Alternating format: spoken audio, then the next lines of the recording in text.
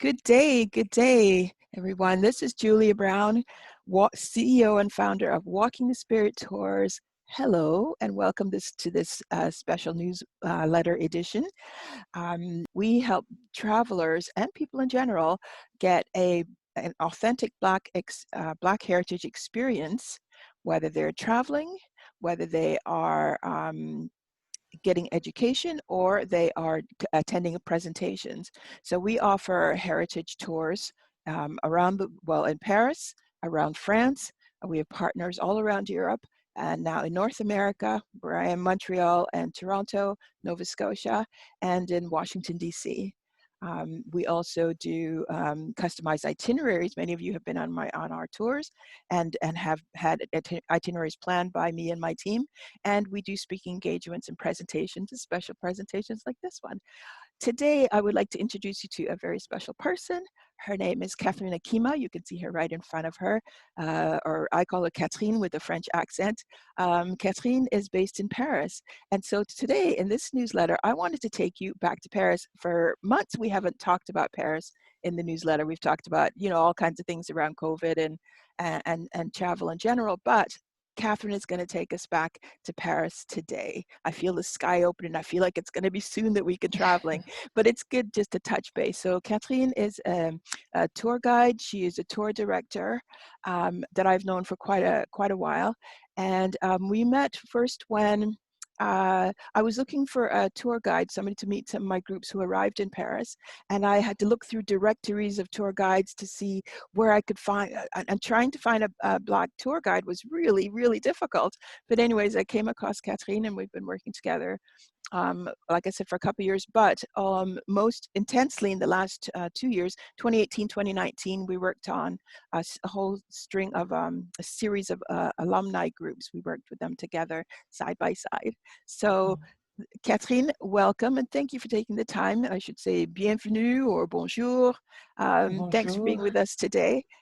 Tell us a little bit about you, Catherine.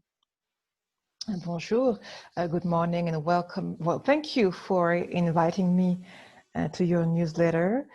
So yes, my name is Catherine Ekima, and you're right, we say Catherine in French. And I've been working as a tour guide for the last 10 years. Before that, I used to work as a secretary in different companies. I was a temp secretary. I wasn't too happy doing that, and that's why I wanted to change career at some point in my life. And I went back to school to study art history and French history. And then I took an exam to become a tour guide. And that's what I'm doing now for 10 years or so. And I'm really happy as a tour guide. I think it's a great job. It's a way to meet plenty of people from around the world. And so I feel like traveling, even if I stay here in Paris and welcome groups of tourists here in Paris, but not this year, of course. The COVID has changed everything. Tell me, what is it actually like in Paris today? If we were to go to Paris today, how is the situation? Or how does the city feel, and how does it look different to you? Well, if you could come to Paris today, I think that first of all, you would be amazed by how quiet the city is at the moment.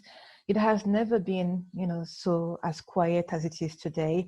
There's no tourists in Paris this year. So you walk down the Champs-Élysées and it's just Parisian people there. And Parisian people are not being fans of the Champs-Élysées. So you wouldn't see many people down the streets in Paris. If you go to the Eiffel Tower, you would be able to go up the Eiffel Tower without waiting for hours before you can get your ticket and go up the Eiffel Tower. So it's a really quiet city. It's a nice city. We can see it as we're no longer used to seeing Paris here. So this is the nice aspect about this crisis. And we can rediscover Paris without the tourists and without the crowd and the noise and the pushing in the museums. So that's nice. Yeah, you really get to discover your city again, right? You get it all to yourself, and all the things that people spend thousands of dollars to see, but you never get to really experience it in the way you'd love to. Now you can do it. Absolutely. I went to the Louvre Museum just a week ago, and it was just amazing to see how empty it was. I could walk up to the Mona Lisa painting with no one in front of me. That's that is something. Yeah, That is definitely something. definitely. Yeah, yeah. Yeah. All right. And so, as far as the COVID-19 goes, how has that changed living in Paris? Well, life in Paris is more, it has changed. I won't say it's more difficult because it's not difficult, but you have to respect a certain number of restrictions now. We have to wear a mask all day long, but as soon as you go out of your home, you have to wear a mask on your face and to keep it until you come back home at night. So even in the So streets, you have to wear a mask. absolutely, Okay. in the streets, in the in all public places, in the metro, of course, in the supermarket, at the work, at your work, at the company where you work, you have to wear a mask as well. Hmm. So yes, you have to wear a mask all the time. You have to respect the social distance of 1 meter with other people when you can, because of course, when you take the metro, it's difficult to be able to respect that distance. And yes, you have to respect a certain number of rules and restrictions to live in Paris now, in all of France and in all of Europe, actually. So I understand that there is you actually have to be back in your home by 9 o'clock at night. So the streets are deserted after 9 o'clock. That's right. 10 days actually Okay. since we're living under a curfew. From 9 o'clock at night until 6 o'clock the next day, 6 o'clock in the morning the next day, you have to be at home. Hmm. And there's no exceptions except for people who are working. So if you're going to work or if you're coming back from work, you can, if you have a paper, something showing that you have a good reason to be outside, then you can be outside after 9 at night or before 6 in the morning. But otherwise, you have Wow. to be at home between 9 and 6. So yeah, What this is happens if you get caught out? while you get a fine. And they're really Yes, yeah. serious about it. Well, at first, they were just warning people, and as days are passing, they are more and more serious about it. Mhm. And so, yes, you have to respect this curfew. Absolutely. You can go out if you have a dog and you need to walk out your dog at night. You can go out Okay. after Because 9 there's a for lot the of dogs. dog. People Yeah. have a lot of dogs, right? Yeah, so now I'm sure that if you go out after 9, you'll see plenty of people walking their dogs. I bet you the sale of dogs, people buying a lot of dogs so they can actually just go out, is probably Yeah. increased. I wouldn't be surprised. How has it changed your job as a tour guide? Do you actually have tours to do? Like, have you had tours over the summer? Uh, What's going? How does that work? well, I have very few tours now. You see, I used to work every day before COVID-19, and now I have like 2 or 3 tours in a month. Mm. So I have lost most of my tours, and that's because most of my clients were Americans. Hmm. I just have a few tours, and then I just prepare next year, Okay. hoping that we'll have more Hmm. tourism. But what about are there not tourists from other parts of France or from other parts of Europe that are uh, who, that are taking tours in Paris or Yeah, visiting? they are. We have French tourists because French people travel less abroad and more within the country. So Right. they are more French tourists, but it's not the same clients. Hmm. French tourists don't use guides as Oh, much as, you know, foreign tourists. Well, this is their country. You see, French people, they travel in their country and they feel that they know their country, even if it's not always true. But that's interesting. So what kind of things are you doing? If we may ask, like behind the scenes, what is it tours? What is it going to look like for you when tours come back?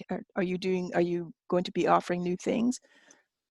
yes, yes, I'm working on virtual tours. Basically, I'm trying to develop tours via social media, via tools like Zoom, Hmm. for example, or Skype, Hmm. to give tours in a safe environment for my clients. You see, Hmm. they can stay at home and see my face on screen.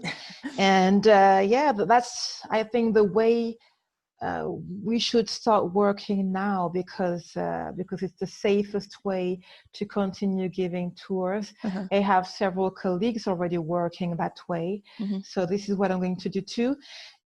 And yes, and there are plenty of possibilities, you see, with this kind of tool. Right. I noticed that the virtual market for virtual tours, but it has a wide reach, like in education. And since there is so much of a demand for content, and to bolster the curriculum in the education field, I feel that tours are going to be a major part of that, and it's going to change the classroom, what's offered in the classroom, but also how the students see what we're talking about and see, Yeah, actually see on the ground. But the person that they're talking to, like the tour guide, then becomes an educator, and we are educators at yeah, the same time. Wouldn't you say that? Yeah, absolutely. I We think so. are Our role is going educators. to large in the field beyond tourism. We're going to go into larger fields, and that's exactly where I think our fields are going to overlap, but also where we're going to bring a lot of value as well. Um, Yes, when you give a tour, you give also a bit of yourself. You see, you're Absolutely. involved in Yeah. what you're saying, Mm. and you give your view on a certain subject. You see, there Yeah. are the facts, but there are also how you see these facts and how you interpret Hmm. these facts. Yeah. So yes, you are involved in what you're saying to your clients, and you have a responsibility also. And Right. so even if I'm not a teacher, but but I share a lot of myself with my clients, Right. and I can influence, you know, the way they see things. So I know I have a role to play, you know, Mhm. in the teaching field. Yeah. Absolutely, absolutely.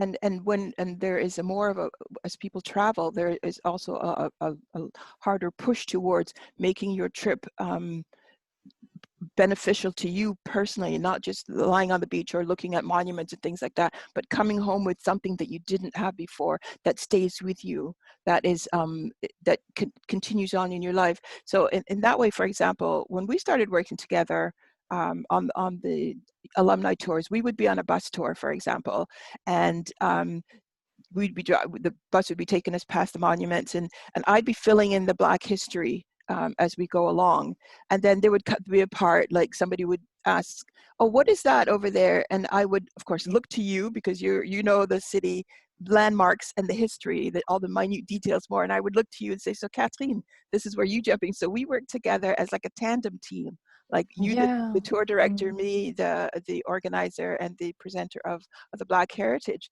So we did that together, and that was really good. So, um, but what was really the beauty that came out of us working together was I, I would I people would start asking you about where you come from, because one of the goals of our tours is that when I'm looking for Black guides is so that people coming from the different countries can meet other parts of people from the diaspora, right?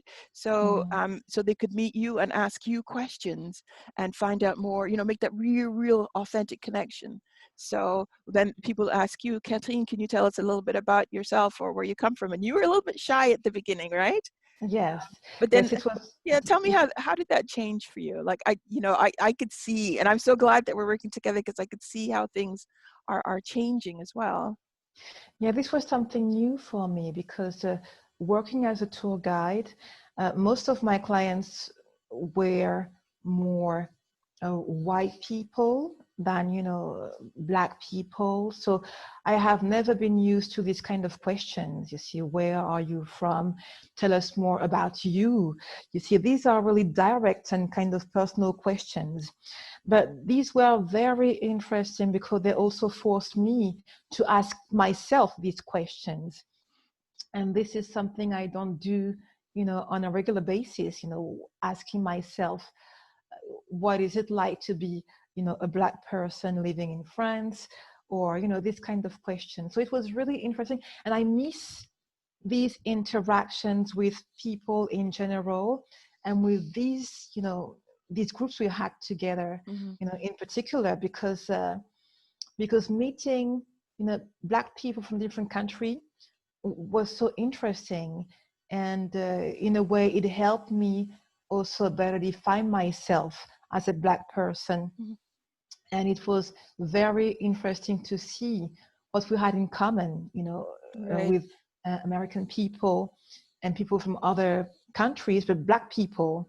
We are different, but we have so much in common as well. So I love that experience that we had, and I miss that actually. So I Yeah, can't yeah, yeah. wait for us to go back working together. When we first met, I was trying to encourage you, well, more than encourage you, to Yeah, I remember. to maybe learn some of the tour content and to lead some of the tours, but you were having none of it, not at all. You didn't want to. Yeah. Why was that?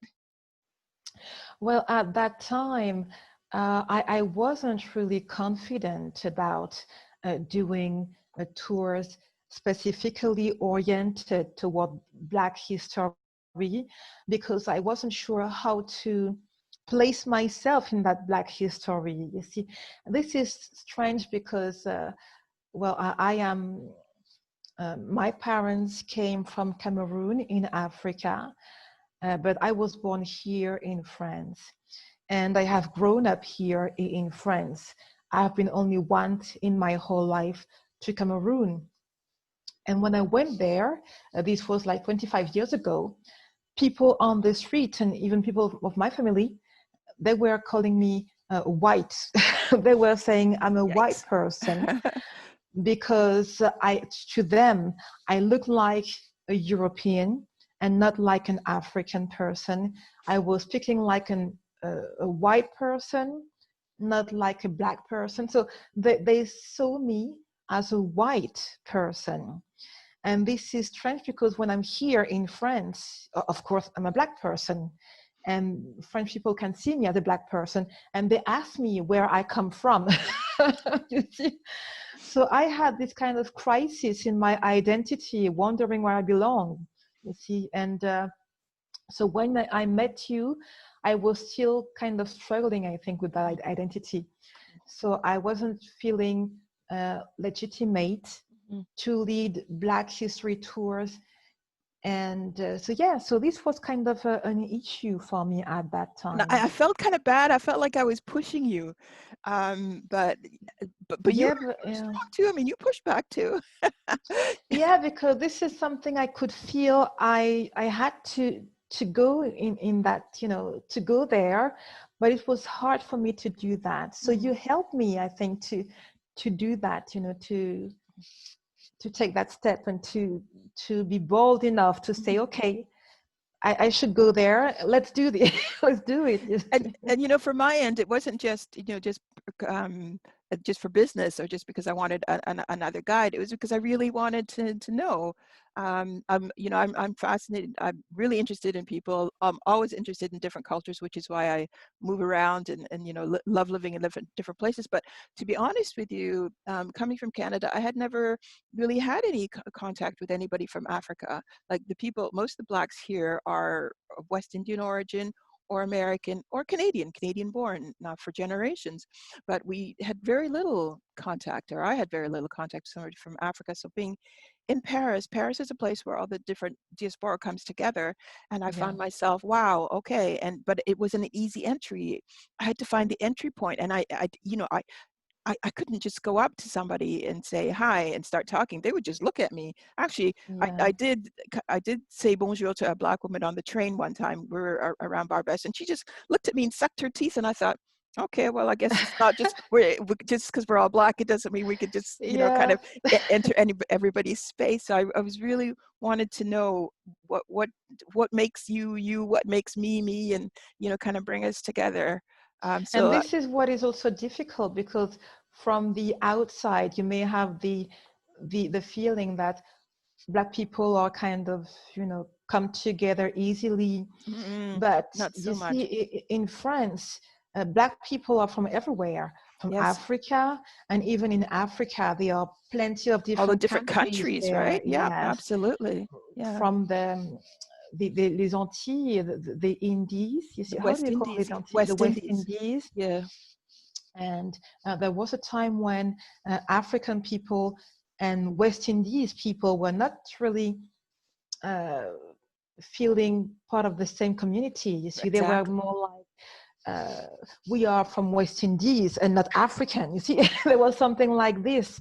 So it's not that simple. Because you're Black doesn't mean that it's easy to get No. together with other Black people Uh-huh. and that we're going to share plenty of things. It's not simple. Actually, when I met you, I felt really, it was easy to speak to you and to come to you. I felt a connection with you. Yeah, And we I did think get along, didn't we? yeah, Well, right from the yeah, get-go. yeah. And I think this encouraged me as well to, Okay.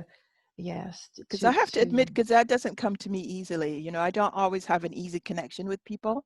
So I was relieved, and and I very much value your friendship.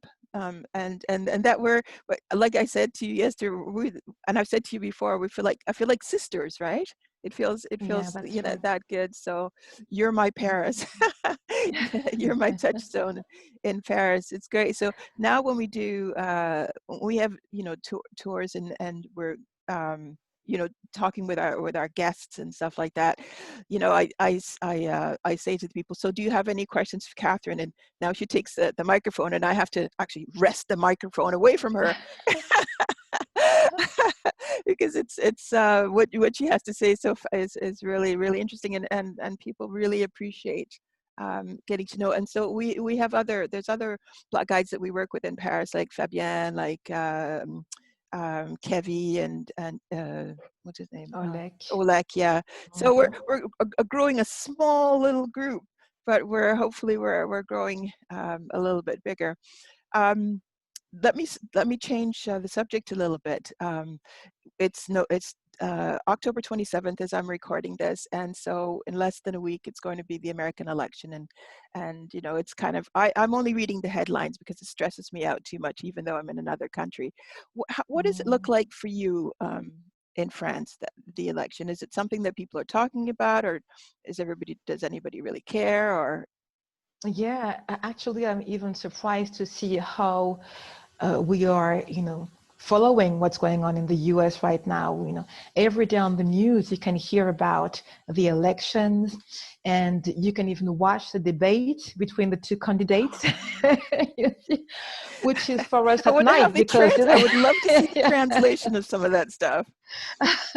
But for us, it's so, well, the first debate between the two candidates was kind of shocking because it was not conventional, not polite. You see, in France, we are used to more nice and smooth, you see, debates, you see. But the debate between the two candidates was so, fierce, kind of. Yeah, fierce is a good word. That's a good word.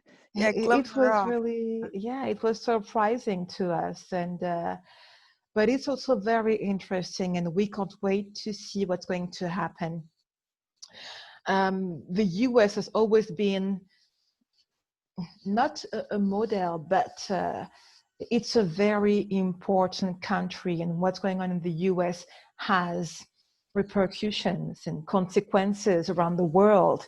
So we are concerned, we are watching what's going on right now in the US, and we can't wait to see the results of the election. And I heard that there are many people who voted already. Mm-hmm. Record Uh, number, apparently. yeah. So this is going to be really interesting to see what happens. Yeah. It's true that the American politics and what happens in the U.S., because it's a major world power, it affects and colors everything else that goes on around the world. Like people sometimes take for example, with the Black Lives Matter movement that has been in vigor for the last couple of years, but really this summer broke forth. There were also parallel movements in France too. I mean, there is a Black Lives Matter International that France that encompasses groups from outside of like across the European continent. Was that something that was the Black Lives Matter? Was that something that was very followed in France, or is it something that affects people's lives on a daily basis like it affects ours over here? Yeah, well, I've been surprised to see how much echo this movement had, in France. And actually, at about the same time when the George Floyd, case happened in the U.S., well, in France, there was a young woman who was claiming justice for her brother, who died in a police department. And we don't know what happened exactly, but he was alive when we walked in, and he died there. So, and this happened a few years ago now, but she's still claiming justice for that. At about the same time period, there were demonstrations in the U.S. To demand justice for George Floyd, and at the same time in France, this young woman used the movement Black Lives Matter to demand justice for her younger brother. So yeah, I was really surprised to see that these two movements kind of came together and became one single shout for justice for Black people, and more widely for people who, well, in the US, Black people are more victims of the violence of the police. And in France, people from minorities, Black people, or people from North Africa, these are the people most often targeted and victims of violence of the police. So yeah, we have these two situations which are similar in the US and in France. So yeah, things are getting kind of global. And this is sad, but that's the good news, is that there is a kind of solidarity between Black people around the world now, and no longer people in France, Black people in the US, Black people there. It's like Black people everywhere, and they kind of come together and demand justice in a kind of same movement.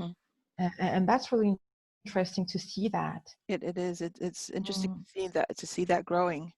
So when we come back to France, maybe we will see more evidence of that just in the street in general, outside of protest march and things like that. Maybe we will see more Black businesses, just more Black people taking more space within the economic situation, economic environment. So hopefully we will keep. I'll certainly keep following it and see how that works, and hopefully we'll have more Black guides on the ground. Yeah. telling the stories that need to be told, or integrating the Black heritage within the mainstream tours as well. So both sides, so our niche tours, but also integrating so that the Black story is part of the entire story and not something apart. Yeah. So Yeah, I see more Black guides actually. I see more, okay. I've been working for 10 years as a tour guide, and I was one of the rare, I Yeah. couldn't see anyone else than me when I started working. Yeah. But now I see a few guides. Yeah, I see Oh, a few great. Black guides. Yeah. Oh, good. Yeah. Oh, good. That's great. That's good news. All right. things are changing, things are afoot. Let me Things get are over there. Let me changing. get over there Yeah. and see what else I could do. Okay, Catherine, thank you so much for taking the time out with us and for taking us to Paris, to your Paris, and for telling us a little bit about you. And we look forward to getting to know you a little bit more. And I know people who are listening will look forward to getting to meet you when we come to Paris. I would love to. It was a pleasure for me to see you, to have this discussion with you, and I can't wait for the borders to reopen and Oh, for me you to come too. back to France. Me too. So, encore merci beaucoup et à bientôt. So, talk to you again soon. Okay, see you soon. Thank Okay. you. Bye bye. Bye.